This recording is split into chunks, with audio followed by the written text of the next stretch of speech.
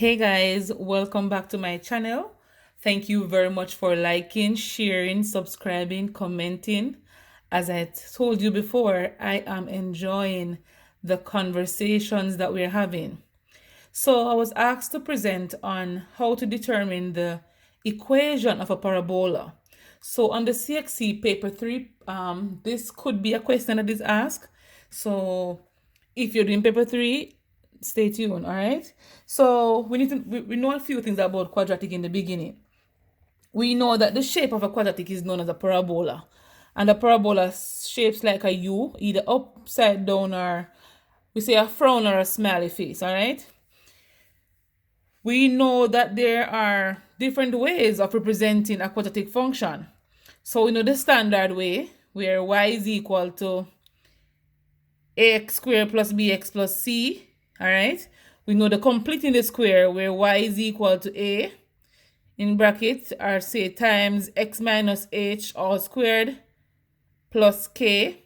And we know that h and k represents the vertex, and the vertex can either be minimum or maximum. We'll get some more into that. The third way can be form is the factorization aspect, where a times x minus p, x minus q, where you have two binomial being multiplied by a, and you know that p and q represents the root of the equation. Back up here, we see the roots are p and q. This is the point where x is equal to y is equal to 0. I don't know what I'm saying, but at this point, y is equal to 0. So we know on the x-axis, y is equal to 0. On the y-axis, x is equal to 0. So we know p and q being the roots of the equation. I also added something here, guys, that a, b, c, h, k, p, q are real numbers. That means that any letter could be used to represent these instead of the ones you're seeing. All right, so those are not standard. Let's move on. We know that a tells us the width and the concavity of the function. When I say concavity, I'm talking about this is a positive function or a negative function. All right, guys, so for this concavity, when a is positive, we see the smiley face. And so here we know we have the minimum value, and right here again, the minimum value represents the vertex, and that's hk. If it's negative, it's a frown. We know we're going to have the maximum value, where again, the vertex here represents hk. All right, so as it relates to the width, we're talking that if a is a small number, we know it's going to have a wide graph. So the opening of the graph will be a wide one. If it's a large number, we know it's going to be a very narrow graph. All right, guys, and so that's what we're talking about, the width and the concavity. C tells us the intercept, and this is the point where the line cuts the y-axis. And as I showed you earlier, x is equal to 0 on the y-axis. All right, let's move on to the second or the third aspect. So things we need to know when finding the equation of the parabola, guys. So we need the roots and the intercept. We could have given the vertex and the intercept, or at least 2 points on the function. So depending on what we're given, we are going to choose which form to use. All right, guys, is it the standard form, the completing the square form, or the factorization form? Okay, so based on any of these we're given, we relate them to the standard, completing the square, and factorization. All right, so we have to bear this in mind. So let's try a question. So determine the equation of the quadratic function with vertex -3, 4 and k -4, 2, and we're asked to assume that k is a point on the graph. All right, guys, so we're given vertex and we're given a point on the graph. If we go ahead and examine which of these we would use, we will have to go with the completing the square method one, because that's the only one that that has the vertex in it. So we couldn't use that one as yet, or we couldn't use this one. We have to use the completing the square method. But we could also use the standard if we want to, but the completing the square method would be a simpler one for us.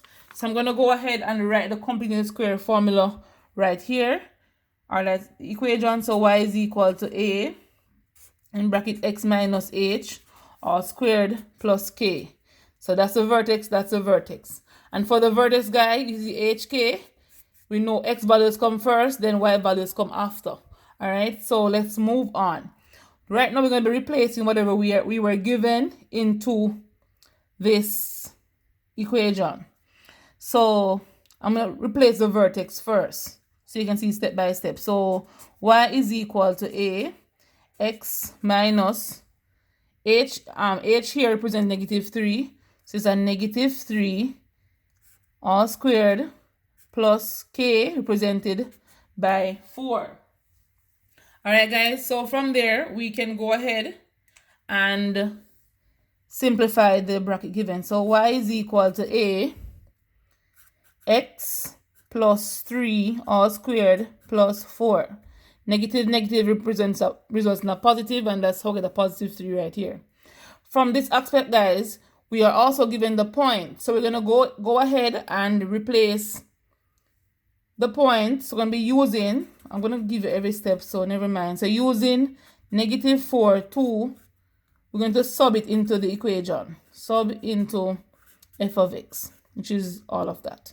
So we know this is x and that's y. Okay, so where we see y, we're going to put 2. So 2 is equal to a, x is equal to what? -4. -4 plus 3, close bracket, plus 4. Should I say all squared plus 4, my bad. So from here, guys, we're going to go ahead and simplify to find a. I'm going to put a hint right here. Find a. So that's the hint. So we're trying to find the value of a right here. So let's simplify. So 2 is equal to -4 plus 3 is a -1. So it's a -1 all squared plus 4. This -1 square is a +1. So it's a plus 4. 2. Find the value of a, subtract 4 from both sides.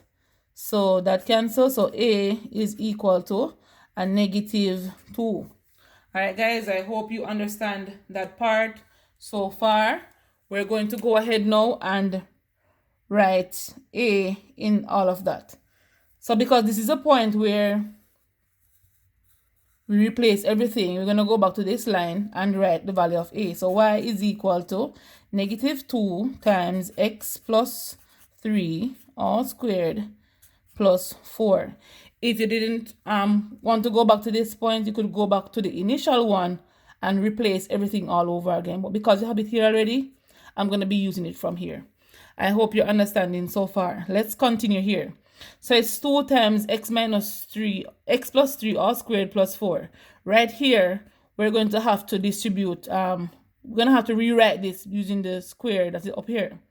So the 2 tells us that everything in the bracket should be written twice. All right. From here, we're going to use the FOIL method to distribute. So this times this. First outer inner last. So I'm going to go ahead and do that part. If you don't know how to do that, guys, I have a video on that. You can go and review that. But for now, I'm going to be moving along with this space. So x times x is x squared. X times 3 is 3x.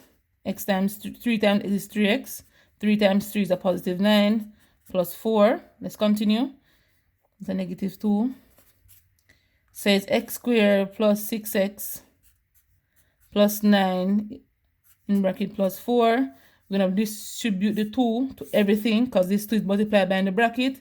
So it's a -2 x squared minus 12x minus 18 plus 4. All right, guys, I hope you're understanding so far. I'm going to continue down here instead of moving the page so you can follow.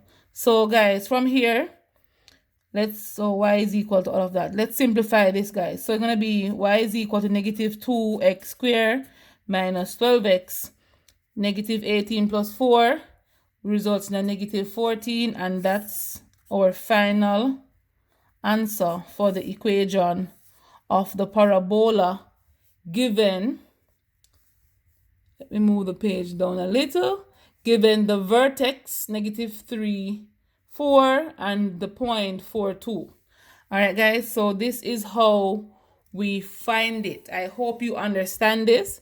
I am going to be coming with another question and a different method, so please stay tuned to that video. Remember to like, share, comment, subscribe, and tell a friend about me, guys. Let them come and learn something. As I told you, I am here to help.